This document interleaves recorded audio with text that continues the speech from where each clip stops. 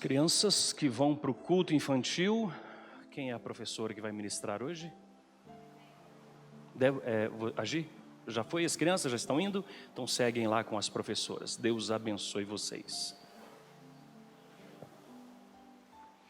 Abra sua Bíblia comigo no Evangelho de João, capítulo 2.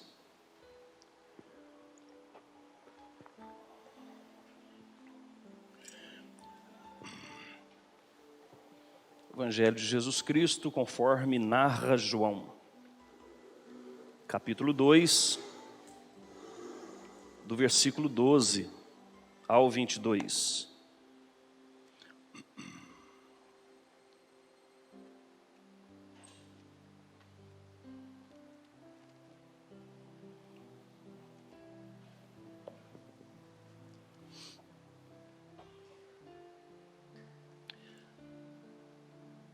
O texto vai dizer assim: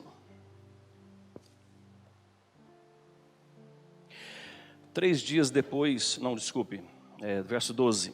Depois disto, desceu ele para Cafarnaum com sua mãe, seus irmãos e seus discípulos, e ficaram ali não muitos dias.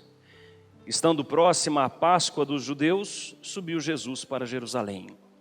E encontrou no templo os que vendiam bois, ovelhas e pombas, e também os cambistas assentados. Tendo feito um azorrague de cordas, expulsou todos do templo, bem como as ovelhas, os bois, derramou pelo chão o dinheiro dos cambistas, virou as mesas e disse aos que vendiam as pombas: tirai daqui essas coisas, não façais da casa do meu pai casa de negócio. Lembraram-se os seus discípulos de que está escrito: o zelo da tua casa me consumirá. Perguntaram-lhe, pois, os judeus: que sinal nos mostras para fazeres essas coisas? E Jesus lhes respondeu: destruí este santuário, e em 3 dias o reconstruirei. Replicaram os judeus: em 46 anos foi edificado este santuário, e tu em 3 dias o levantarás? Ele, porém, se referia ao santuário do seu corpo. Quando, pois, Jesus ressuscitou dentre os mortos, lembraram-se os seus discípulos de que ele dissera isto, e creram na Escritura e na palavra de Deus. Amém. Acabamos de cantar dizendo que Deus é o Deus de aliança e que pode passar o que passar, mas a palavra do Senhor se cumprirá. E acabamos de ler isso no texto, que a palavra de Jesus se cumpriu, mas eles foram entender isso muito tempo depois. Só depois que Jesus ressuscitou é que eles entenderam o sentido deste machal, deste texto, deste paradoxo, dessas palavras um tanto quanto misteriosas que Jesus diz para eles quanto a destruir e reconstruir o templo. É interessante que depois das bodas de Caná, nós vemos agora Jesus com sua mãe, seus discípulos, descendo para Cafarnaum. De onde moraram, eles estão agora geograficamente descendo. E por que é que eles saem de onde estavam e estão descendo para Cafarnaum? Porque eles estão indo para a festa em Jerusalém. A principal festa de Jerusalém, a festa da Páscoa. Aquela mesma festa que a última vez em que os evangelhos relatam que Jesus participou dessa festa foi quando ele tinha 12 anos. Naquela festa em que os pais dele o perderam por 3 dias. Ele só foi encontrado no 3º dia. E Jesus estava lá no templo falando com os sacerdotes, com os escribas, com os fariseus, e eles estavam impressionados com tudo que aprendiam com Jesus, uma criança de 12 anos. E agora estão eles indo de novo para esta festa. E pelo caminho eles passam por Cafarnaum. Cafarnaum ficava à margem do Mar da Galileia e, portanto, tinha oportunidade ali de mais pessoas poderem ouvir Jesus, mais pessoas do que onde ele morava. Indo então para uma região mais povoada, ele tem a oportunidade de alcançar mais pessoas. E nós vamos ver no ministério de Jesus que ele desenvolve boa parte do seu ministério ali. E o texto, versículo 13, vai dizer desta festa dos judeus, a Páscoa. E Jesus agora, o texto vai dizer que ele subiu. Ele desce para Cafarnaum e agora ele sobe para Jerusalém, porque verdadeiramente ele está topograficamente descendo e subindo. E ele vai subir para Jerusalém. Todo judeu do sexo masculino, acima de 12 anos, sua presença nas festas religiosas em Jerusalém eram obrigatórias. Eles tinham que participar. E Jesus está indo, desde os 12 anos, ele está participando dessas festas. Relatou quando ele foi com 12 anos e relata agora quando ele tem aí aproximadamente seus 30 anos. Ao longo da sua vida, Jesus participando daquelas festas, o que ele vai ver ali naquela festa não é nada diferente daquilo que ele já via acontecer desde os 12 anos, quando ia participar dessas festas. Ele via que havia ao redor do templo, ou melhor dizendo, na entrada do templo, no pátio dos gentios, havia ali esse monte de animais, bois, ovelhas, pombos, cambistas fazendo câmbio, trocando moeda, porque vinham judeus de todas as partes do mundo, mas no templo só era aceita a moeda dos judeus, então era necessário fazer esse câmbio, essa troca de moeda. Portanto, nos arredores do templo, ou repito, melhor dizendo, no pátio, na entrada, o pátio chamado dos gentios, nesse pátio ficavam todas essas coisas, inclusive os animais, que eram vendidos para quem vindo para a festa não tivesse trazendo o seu animal, pudesse comprar o animal conforme prescrevia a lei para fazer o sacrifício. Se era uma pessoa abastada, rica, ela comprava um boi. Se era uma pessoa com menos posses, comprava um cordeiro. Se era uma pessoa pobre, comprava pombas. Mas todos tinham que oferecer o sacrifício e todos compravam esses animais. Portanto, Jesus vê ali e ele fica novamente atormentado, como muitas vezes estava, atormentado no sentido assim de indignado, melhor dizendo, com tudo que ele estava vendo acontecendo ali no templo, como todas as vezes antes ele ficara. Contudo, agora, ele não é simplesmente mais um participante da festa. Agora ele é o Messias. Ele já foi batizado por João. Ele já deu início aos seus sinais. Ele já tem discípulos com ele. Ele não pode entrar no templo que ele, somente ele sabe, é a casa do pai dele. E ele não pode aceitar que façam na casa do seu pai e, portanto, sua própria casa. Ele não pode aceitar que façam a bagunça que estavam fazendo, o descaso, a irreverência, a blasfêmia deles em tudo aquilo que eles estavam fazendo, demonstrando que, na verdade, não estavam tão preocupados com a vontade de Deus, assim como diziam estar. E Jesus, então, ele toma agora uma atitude diferente. O verso 14 vai dizer, a partir do verso 14, nós vamos ver como Jesus reage a tudo isso. E nós temos aqui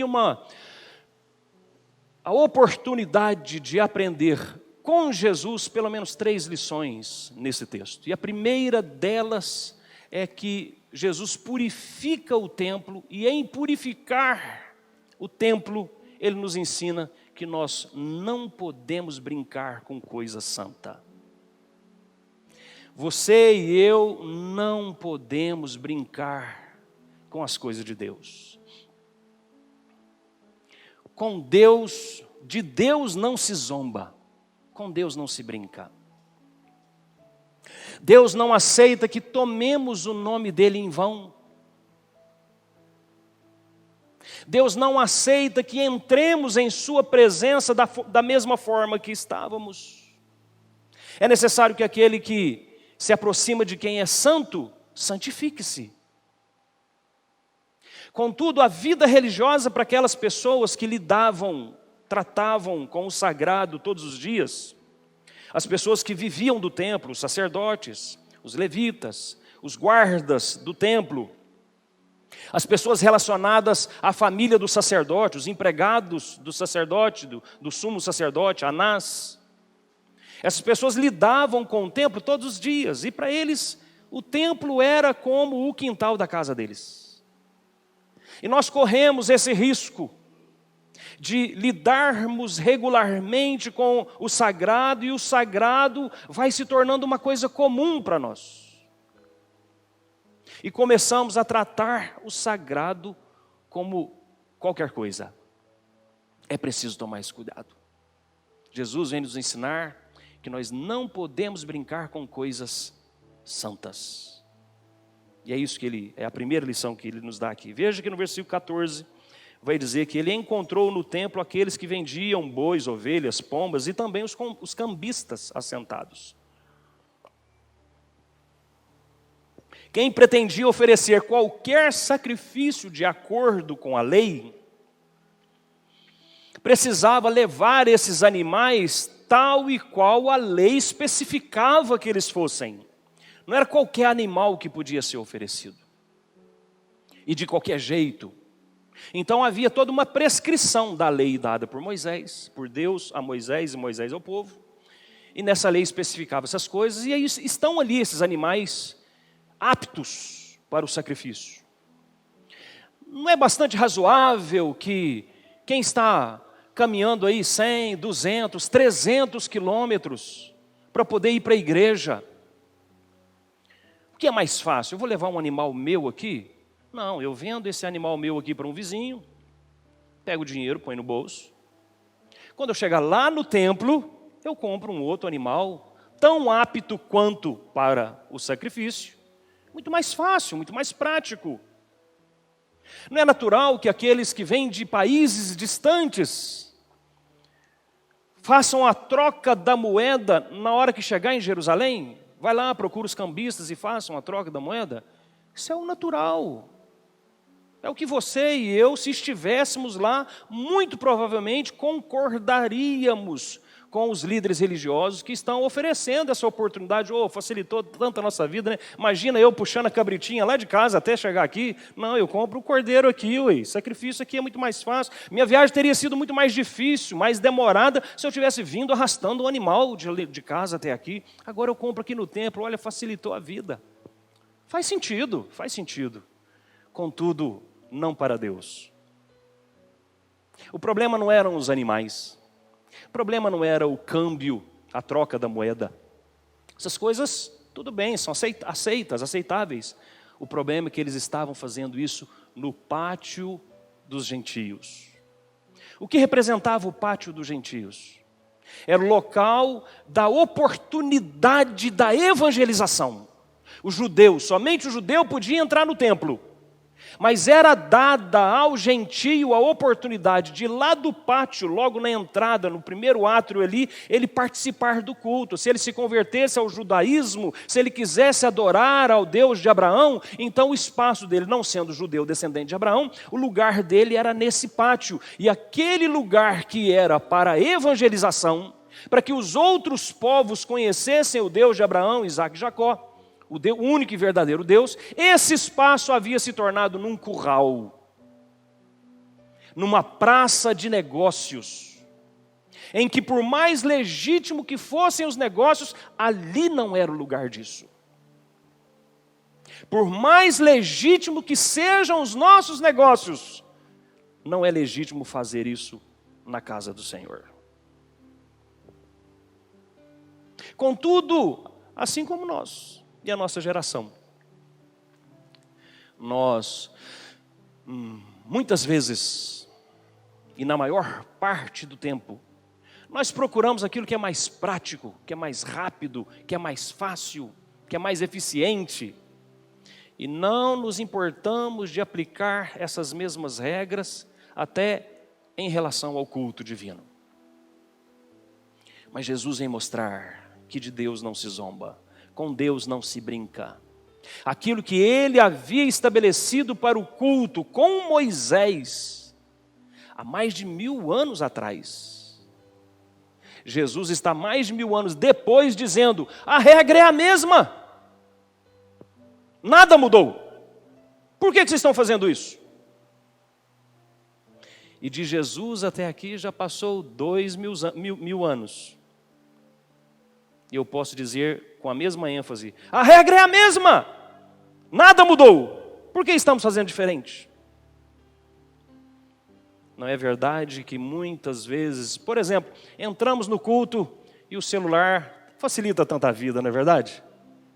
Facilita tanta vida. Que invenção extraordinária foi o celular. Não uso nem mais relógio. Tem aqui, para que eu vou ter relógio? Né? Relógio virou uma joia, né? Tem ali agenda. Quando foi que eu comprei minha última agenda? Nem me lembro.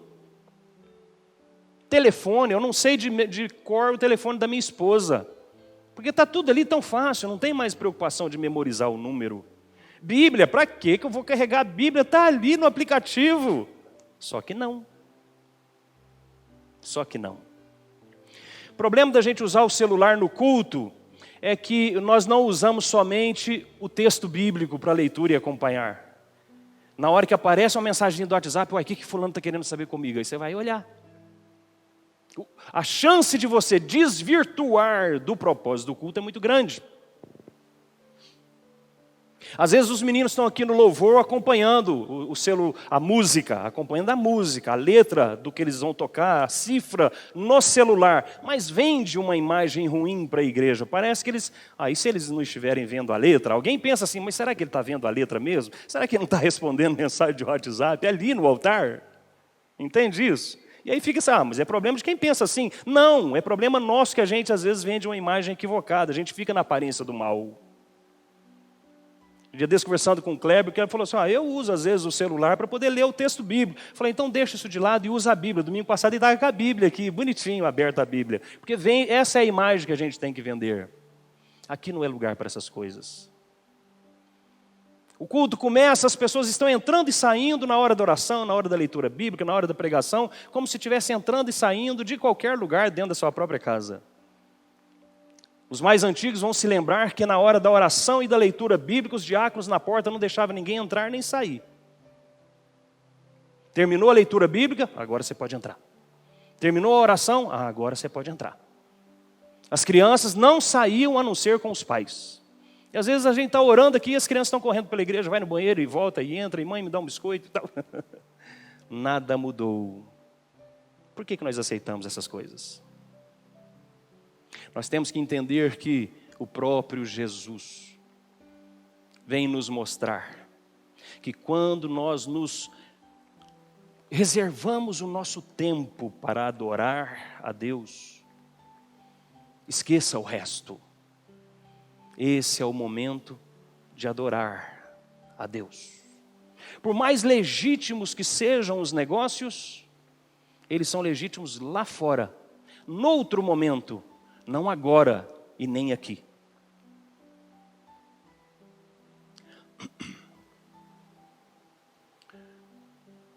Jesus está há 2000 anos atrás.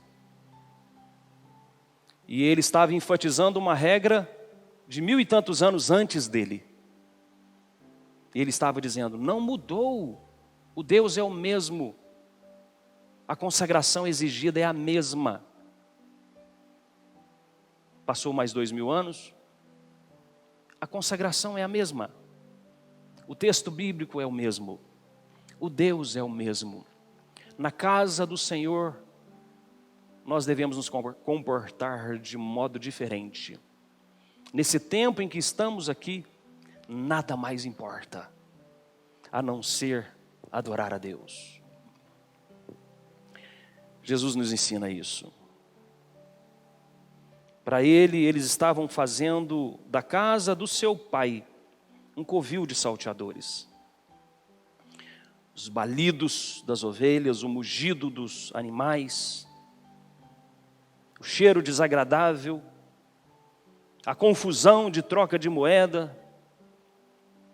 Tudo isso fez com que Jesus, no versículo 15, toma um azorrague de cordas. Ele faz um chicote. E ele parte para cima de todo mundo. É impressionante que como nós somos melindrosos. Como nós somos melindrosos. E na igreja, nos relacionamentos fraternos nossos, nós somos ainda mais melindrosos. Como crente é melindroso, não é verdade? Qualquer coisa que for dita um pouquinho diferente, a pessoa se ofende tanto, não é verdade? Imagine se eu tivesse de criar os meus filhos como tenho que me relacionar com os crentes da igreja. Então, no dia de convencer os meus filhos para poder tomar banho, hora do banho, adolescente não gosta muito disso, pré-adolescente menos ainda. Então, na hora que vai chamar para tomar banho, fala assim: meu filho, está na hora de tomar banho. Pai, eu não quero tomar banho. Aí eu paro, penso, a vontade de ir lá puxar pela orelha e levar para o banheiro, mas não posso fazer isso. Por que eu não posso fazer isso? Porque se eu fizer isso, o meu filho vai sair da minha casa, vai lá para o vizinho, e o vizinho vai dizer: não, entra, seja bem-vindo, fica aqui em casa. Se seu pai não te trata bem lá, eu vou te tratar bem aqui. Porque é isso que acontece nas igrejas. Qualquer bronca que uma ovelha toma, ele vai para outra igreja, ele vai embora. Então eu tenho que educar o meu filho desse jeito, eu teria que fazer da seguinte metodologia: escolher um texto bíblico que fale sobre a necessidade da purificação, da limpeza. Como é bom a pessoa tá limpinha, tomar banho, um texto de batismo. E chamar o meu filho, ler o texto bíblico para ele, fazer um apelo. Quem quer tomar banho hoje, levante a mão. Aí o meu filho, convencido pelas escrituras, agora: eu vou tomar banho, pai, eu aceito. Aleluia, alguém se converteu, quer tomar banho aqui. Vamos cantar agora um louvor a Deus. O sabão lava o rostinho, lava o pezinho, lava a minha mão.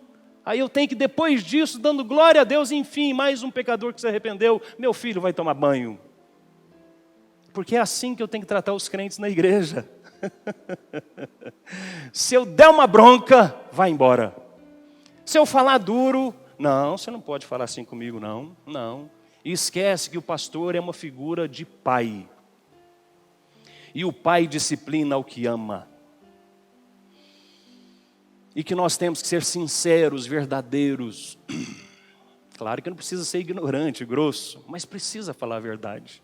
Precisa confrontar o pecado.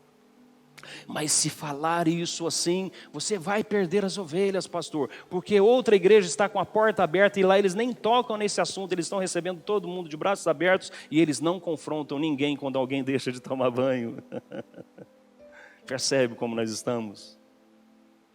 Nós temos que ver, analisar verdadeiramente se quando nós estamos vindo para adorar a Deus, quando, como hoje o Vitor Hugo pela manhã tornou-se membro da igreja, fez a profissão de fé, quando eu decido me tornar membro de uma igreja, a quem eu quero agradar? A Deus verdadeiramente, adorá-lo, servi-lo de todo o meu coração, de todo o meu entendimento, de toda a minha força? Ou a minha vontade, ao meu ego? A atitude de Jesus ali, ele não pensou duas vezes. Ele tomou um chicote, expulsou os animais do templo, derrubou as mesas, confrontou a todos. Foi assim que ele purificou o templo. O que está errado, está errado. Há tempo para orar, há tempo para falar e há tempo para agir.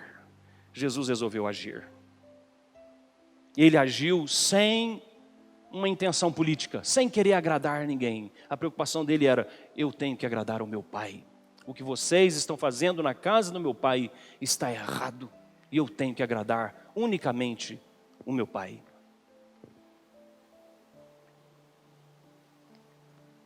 E é curioso que João registra para nós, diferente dos outros evangelistas, João registra esse episódio no início do ministério de Jesus. Ele acabou de fazer um milagre em Caná da Galileia, demonstrando que ele, como filho de Deus, tem poder para dar generosamente, para dar como rei, com abundância e o melhor produto, da melhor qualidade. Ele faz isso em Caná da Galileia. E agora esse mesmo que é tão amoroso e pronto em dar, é também rigoroso, inflexível naquilo que se requer rigor. Para que a imagem de Jesus não fosse deturpada pensando que ele é um cara legal. Então João toma o cuidado de demonstrar, assim como ele foi extremamente generoso e deu gratuitamente do melhor e em abundância, agora João registra, ele também é sério, ao ponto de tratar as coisas do seu pai e exigir na casa do seu pai seriedade. Ele foi inflexível nisso. Ele não dialogou, ele não entrou pedindo, oh, gente, por favor, vamos tirar essas coisas daqui. Ele não fez isso, ele entrou descendo o chicote. Ele foi inflexível nisso, ele não conversou, ele agiu.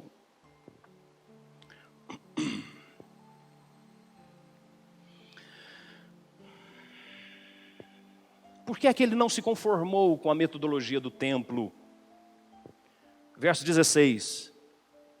Tirai daqui essas coisas, não façais da casa do meu pai casa de negócio.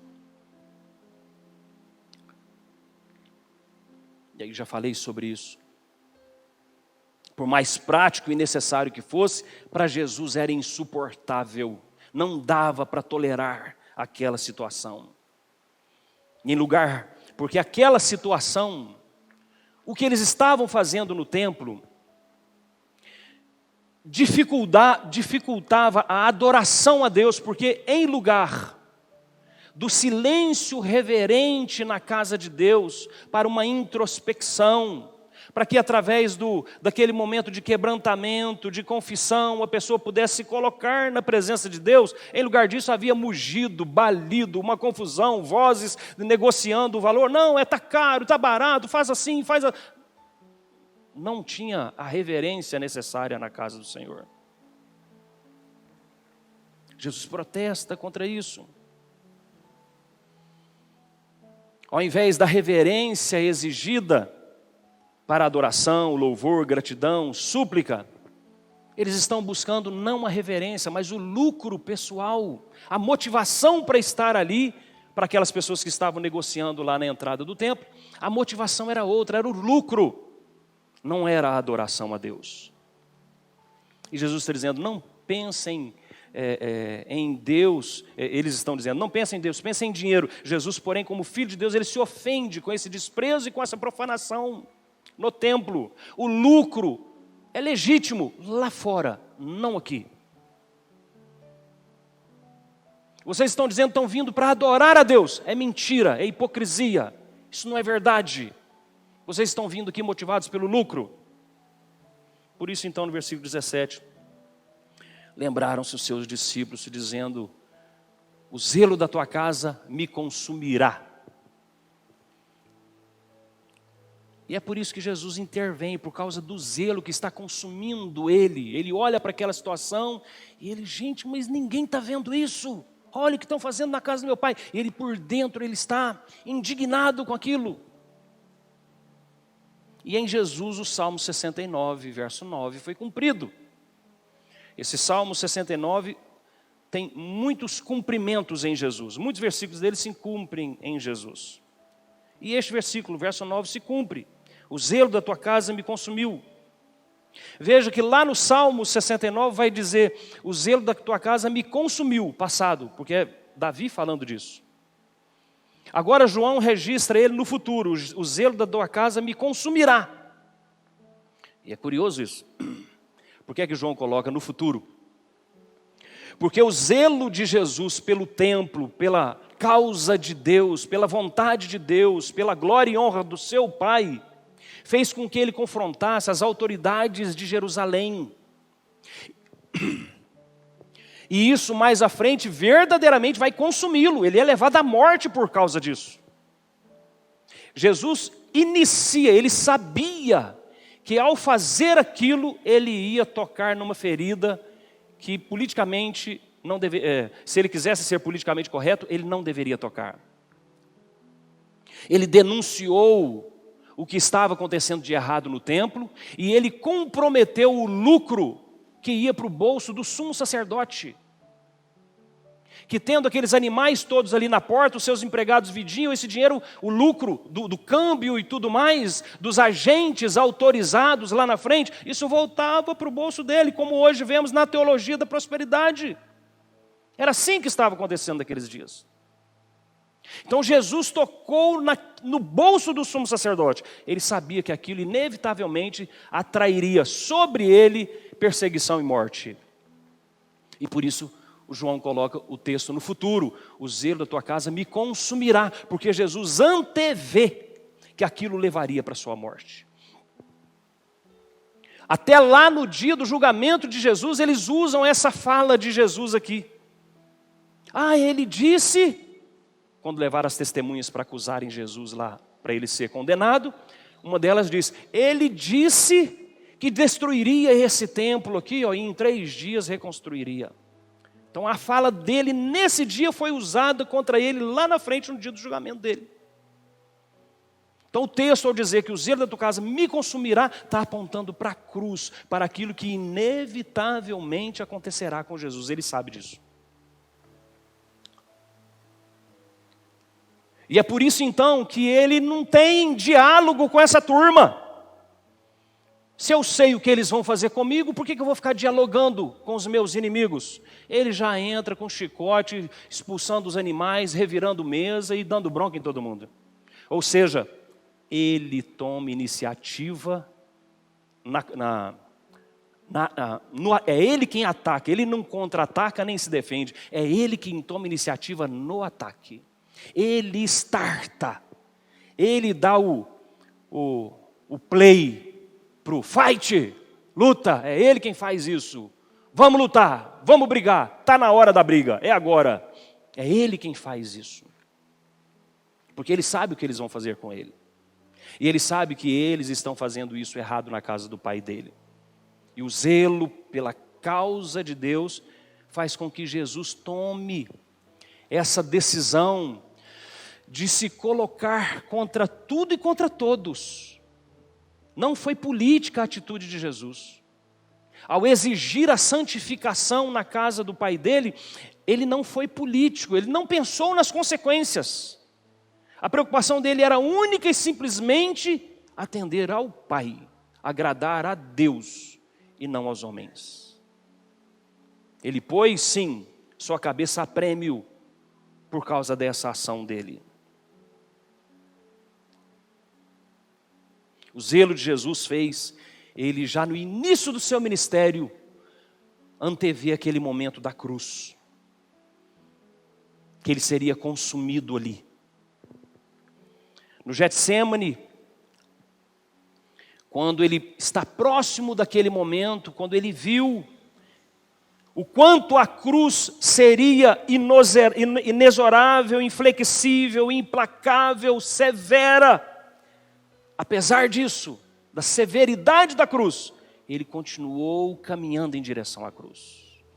Como ovelha muda perante os seus tosqueadores, ele não abriu a boca. E mesmo a despeito da sua obediência, a ovelha muda caminhando perante os seus tosqueadores, não aliviaram a intensidade do seu sofrimento. A despeito da sua obediência, não aliviaram as chicotadas, não aliviaram na coroa, era uma coroa de espinho, não aliviaram na via sacra, ele tinha que carregar a cruz pesada, não aliviaram nos cravos, não aliviaram quando ele pediu água. Quando ele expira, eles furam o lado de Jesus para ver se ele de fato tinha morrido, e ao sair sangue misturado com água, demonstra cientificamente o quanto exaurido estava o corpo. Só chega a esse ponto de sair não só sangue, mas água também, quando chega a essa exaustão extrema de tortura. Não aliviaram para Jesus, o castigo estava sobre ele. Ele sabia que tudo isso ia acontecer. E naquele dia que ele entra no templo, no início do seu ministério, ele não foge à luta. Ele assume o risco e ele atrai sobre si toda a perseguição que o consumiria definitivamente. Por que é que Jesus faz isso? Para nos demonstrar que com as coisas de Deus não podemos brincar. Não podemos brincar com o que é santo. De Deus não se zomba. Em segundo lugar, o texto vem nos ensinar que Jesus cumpriu as profecias messiânicas sobre ele. Especificamente essa do Salmo 69 e também em Malaquias capítulo 3. Os judeus então perguntam, quando ele faz essa confusão toda e inicia essa briga e causa um rebuliço santo no templo, e ao confrontar os cambistas, os judeus perguntam para ele: que sinal nos mostra para você fazer essas coisas? Quem você pensa que é para estar fazendo isso? Você fundamenta a sua atitude em que autoridade? É claro que eles sabiam que eles estavam errados, mas não podia mexer no lucro. O Deus deles, na verdade, era Mamon, a riqueza. Não era o Deus de Abraão, Isaac e Jacó. Eles eram hipócritas. A motivação para ir no templo era o lucro e não a adoração sincera a Deus. Contudo, sendo profissionais da religião, eles inquirem de Jesus. Eles perguntam a Jesus: qual é a base da tua autoridade? Por que eles perguntam isso? Porque eles sabiam que qualquer pessoa que surgisse dentre o povo, não sendo uma autoridade oficialmente instituída, portanto alguém da tribo de Levi, ou um sacerdote que é da tribo de Levi, mas é da descendência de Moisés e Arão, qualquer pessoa que atraísse para si uma postura e quisesse liderar o povo nas questões religiosas, ele tinha: olha, se você não faz parte da descendência de Levi e da descendência de Arão, por que você está fazendo isso? Não te compete isso. Esse é o ofício dos levitas e dos sacerdotes, não teu. Por isso eles vão perguntar para João Batista: por que você está batizando? Você não pode fazer isso. Quem pode fazer isso somente são os sacerdotes, os levitas lá no templo. Por que você está batizando? Aí ele dá a razão. Então, quando há esse inquérito, essa investigação, eles estavam corretos em fazer isso, porque ninguém poderia interferir no ministério sacerdotal, no levirato, no ministério dos levitas. Então tinha que fazer uma investigação. Você é um profeta que não é da tribo de Levi, mas você é um profeta, você é o Messias. Quem você é para estar fazendo essas coisas? Foi assim que trataram João Batista. E João Batista dá prova de quem ele é. Agora eles fazem as mesmas perguntas fundamentadas na lei para inquirir Jesus. Com base em que você está fazendo isso? Jesus é da tribo de Judá. Com base em que você está fazendo isso? Você não é da tribo de Levi, você é da tribo de Judá. Por que você está fazendo isso? Então eles estão corretos. Mostra que os religiosos não são ignorantes. Eles eram religiosos, mas não eram ignorantes quanto à lei. Eles sabiam usar da lei para os propósitos deles. Mas eles não estão nem preocupados com a vontade de Deus. Eles estão preocupados, na verdade, ali era com o lucro deles que eles iam perder. Mas eles se valiam da lei de Deus, da palavra de Deus, para propósitos hipócritas deles, para alcançar o lucro, como em muita igreja nós vemos aí hoje, não é verdade? Quantas usam desta santa palavra para o seu enriquecimento? Quantos mercenários existem por aí? Tantos, inumeráveis, mais do que homens piedosos nesse mesmo ofício. Lamentavelmente, é isso. E eles inquirem a Jesus e eles pedem um sinal. Que sinal você nos mostra para ter o direito de fazer essas coisas? Mas Jesus já tinha dado o sinal. O primeiro sinal é o cumprimento do Salmo 69, verso 9. O zelo da tua casa me consumirá. E além disso, Malaquias 3, no versículo de 1 a 3, ele vai dizer: de repente virá ao seu templo o Senhor, a quem vós buscais, o Messias. Ele purificará os filhos de Levi, os levitas, O Messias virá ao templo e purificará os levitas. É exatamente isso que Jesus está fazendo ali. Então, o simples cumprimento da Escritura já era um sinal suficiente para dizer para eles que a autoridade de Jesus fundamentava-se nas Escrituras. Quem está vindo aqui advertindo os levitas é o Messias. Mas isso não foi suficiente para eles. Que outro sinal eles queriam?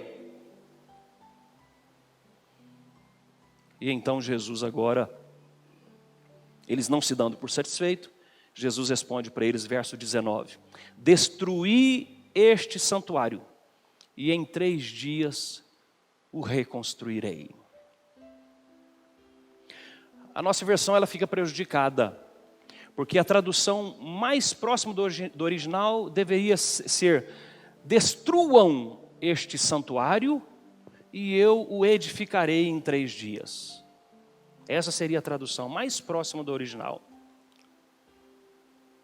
Jesus não está chamando, dizendo, eu vou destruir esse santuário e o reconstruir. Nem falou isso em relação a ele, nem em relação ao templo. Mas as palavras de Jesus agora, elas são ali como que uma charada para eles, e eles não entenderam isso. Nem os judeus entenderam, nem a geração daqueles dias entendeu, nem os próprios discípulos entenderam. Os discípulos foram entender o significado disso somente depois que Jesus ressuscitou. É que eles vão entender. Era um tipo de é chamado machal, era uma charada que Jesus põe ali. Um jogo de palavras. E aí eles, como assim que você vai destruir esse templo e levantá-lo em 3 dias? Tem 46 anos que nós estamos fazendo isso e ainda nem terminamos. E você vai dizer que se a gente destruir isso aqui, você vai reconstruir em 3 dias? Como que você pode fazer isso? E aí o versículo 21 vai dizer que ele se referia ao santuário do seu corpo. Hoje pela manhã nós falamos aqui sobre tipo e antítipo. Sobre o tipo o que tipifica Cristo. Hoje de manhã, José, eu falei no estudo, que José é um tipo de Cristo. José tipifica a Cristo. A vida de José, em muitos aspectos, era aquilo que Jesus estava para fazer quando aparecia. Quem veio na aula hoje de manhã entendeu isso. Então agora aqui, o tipo de Cristo não é somente pessoas. Aqui nós temos o templo também sendo um tipo de Cristo. Assim como o Cordeiro da Páscoa também é um tipo de Cristo. Estão entendendo o que eu quero dizer? Então agora Jesus ele está falando dessas palavras aqui para eles para dizer o seguinte: esse templo, aí ele está falando da construção mesmo, tipificava a mim. Esse templo falava de mim. Em que sentido o templo construído falava de Jesus? O templo construído outrora por Salomão foi destruído. Depois, com o retorno deles da Babilônia, eles construíram um templo menor, mais pobre, sem aquele glamour de ouro e tudo mais, construíram esse templo menor. Aí esse segundo templo foi destruído também, e Herodes o Grande, ele manda reconstruir agora um templo, tanto quanto possível, grande e suntuoso como era nos dias de Salomão. E é esse templo que existe nos dias de Jesus e vai ser destruído no ano 70 da era cristã. 40 anos depois desse dia aqui, o templo é destruído novamente. E tem até hoje somente o Muro das Lamentações lá, lembra disso que tem lá em Israel? Só uma parte desse templo está lá construída até hoje. Jesus está dizendo que o templo é o tabernáculo de Deus. De todos os milhares de templos que existem pelo mundo e sempre existiram, este único templo em que Deus se comprometeu a colocar ali a presença dele.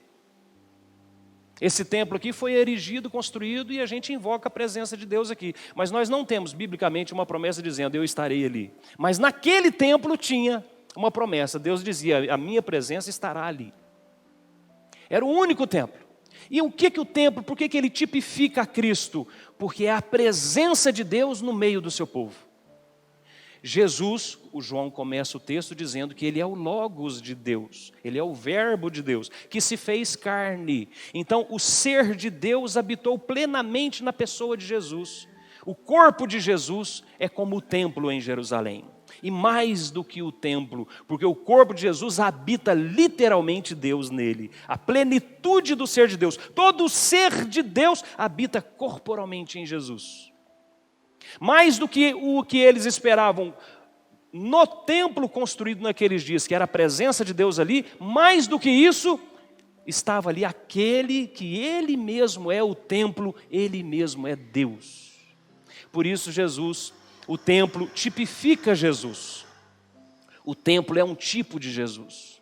E agora quando Jesus diz, destruam o templo e em 3 dias eu o edificarei, é a palavra correta.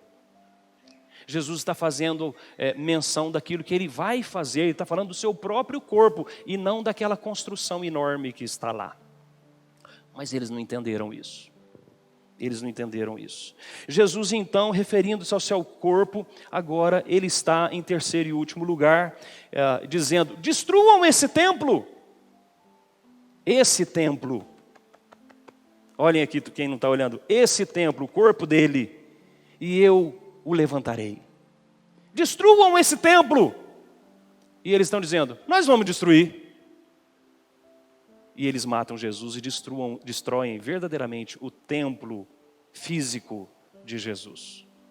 E aí com isso agora, quando Jesus diz, destruam esse templo e eu edificarei, a terceira lição do texto, Jesus está profetizando sua morte e ressurreição.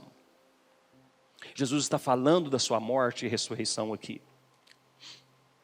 E é curioso porque o mesmo verbo, olha aí comigo o versículo 19, o 20 e depois o 22. No verso 19 ele vai, João 2,19, ele vai dizer,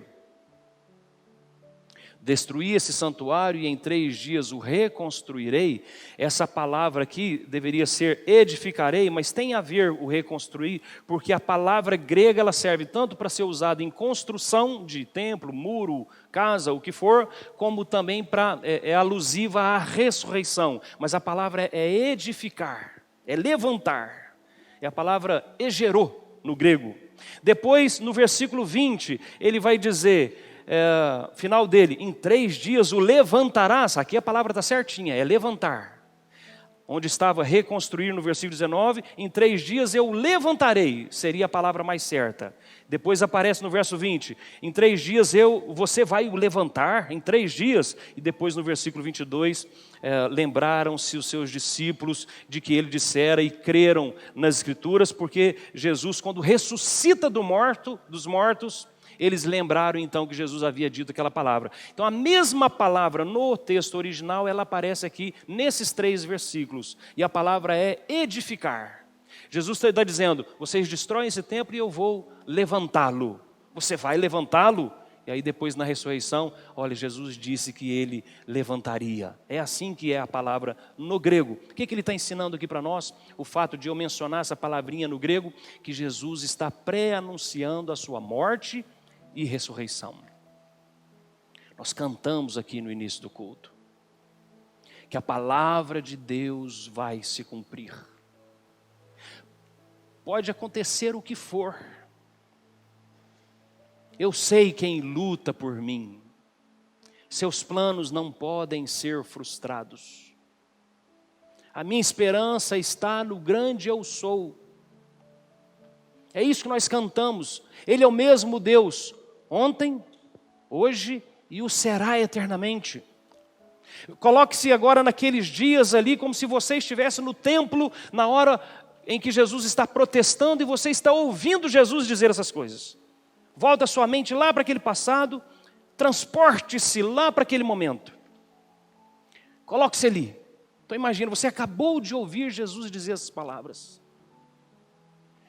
Lembre então, nesse momento, não tem o Novo Testamento escrito. Não tem. Nada do que nós estamos lendo aqui ainda não tinha sido escrito ainda. Jesus naquele momento ele está cumprindo as profecias do passado, Salmo 69, Mateus e Malaquias capítulo 3. Ele está cumprindo aquilo ali. A escritura ainda não terminou de ser escrita, ela vai continuar sendo escrita. Então ele olha para o passado e ele cumpre o que estava no passado. No seu presente ele está fazendo exatamente aquilo que foi dito no passado sobre ele, que ele viria para purificar os filhos de Levi. O zelo pela casa de Deus o consumiria. Ele cumpre isso no presente dele. E ele agora está olhando para o futuro e dizendo, olha, tem mais coisa para acontecer. A minha morte e a minha ressurreição. Vocês querem um sinal? Jesus está dizendo isso para eles. Vocês querem um sinal da minha autoridade? Além de eu estar cumprindo as profecias a meu respeito, o sinal é que eu vou morrer, mas eu ressuscitarei. Jesus morre, eles destroem o templo de Jesus, o corpo de Jesus, eles matam a Jesus. Ao terceiro dia, Jesus levantou dos mortos. Ele cumpriu aquilo que ele falou. A partir do momento em que Jesus então ressuscita, os discípulos agora, começando pelos discípulos, eles creem em Jesus por causa daquilo que estava escrito sobre ele, por causa das Escrituras. Eles creem em Jesus porque eles andaram com Jesus 3 anos. E eles viram, tiveram a própria experiência com Jesus. Eles viram Jesus no seu ministério, na sua morte e ressurreto. Então, segundo motivo para eles crerem, eu vi Cristo ressurreto. E terceiro, porque ele profetizou sobre isso. Lá no início do ministério dele, ele disse, eu vou morrer e ressuscitarei. Ele profetizou sobre isso. Esses 3 motivos foram suficientes para os discípulos crerem nele. E não somente os discípulos, muitos dentre os sacerdotes, os escribas, os fariseus, passaram a crer em Jesus depois da sua morte e ressurreição. Por que eu estou dizendo isso? Porque este foi o sinal que Jesus deu. Vocês me pedem um sinal? O sinal será a minha morte e a minha ressurreição. Destruam esse templo e em 3 dias eu o reconstruirei. Eu o levantarei, eu erguerei esse templo novamente. Quando Jesus faz isso, muitos dos sacerdotes, dos escribas, dos fariseus, creem nele. O que isso nos ensina, meus irmãos? A palavra do Senhor ontem, hoje e eternamente vai se cumprir. Jesus é o mesmo ontem, hoje e o será eternamente. Você pode confiar em suas promessas. Acerca de Jesus, nós já estamos 2000 anos depois dele. E a nossa esperança, expectativa é pela volta de Jesus. E isso vai se cumprir.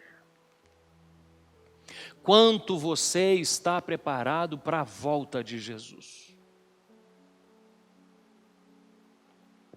Em suas orações, quantas vezes você ora, volta logo, Jesus, volta logo. Do mesmo jeito, quando você ora com a mesma intensidade, verdade, sinceridade, você ora pedindo a cura, me cura, Senhor. Resolve esse problema, Senhor. Você, quando pede por si mesmo, você pede com sinceridade. Mas quantas vezes você orou com essa mesma sinceridade, dizendo, volta logo, Jesus.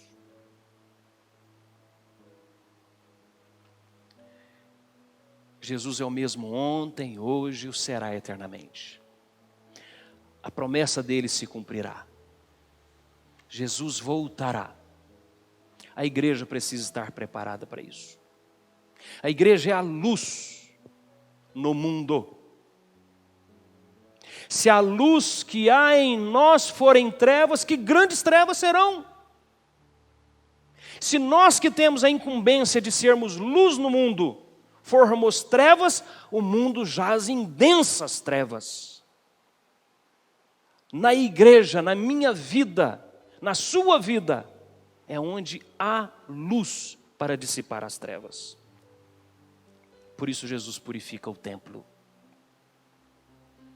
Por isso Jesus leva tão a sério a vida com Deus. Por isso Jesus protesta veementemente contra aquilo que eles estavam fazendo. E se ele estivesse entre nós hoje, ele protestaria também contra muita coisa que está acontecendo. Em todas as igrejas, inclusive na nossa. Ele protestaria veementemente. Por isso, meus irmãos, com Deus não se brinca. De Deus não se zomba. Não podemos brincar com as coisas sagradas. na sua agenda semanal já está reservado o domingo como dia do Senhor. Tenha este dia como dia do Senhor. No dia do Senhor já está reservado os horários para vir de manhã no culto, à noite no culto. E se você vem para o culto, venha com esta consagração. Não use esse momento aqui para nenhuma outra coisa que não seja para a sua devoção a Deus. Para você verdadeiramente se colocar na presença de Deus. E estar passivo de receber a bênção de Deus. Senão você terá perdido o seu tempo em vir aqui. Feche seus olhos, vamos orar.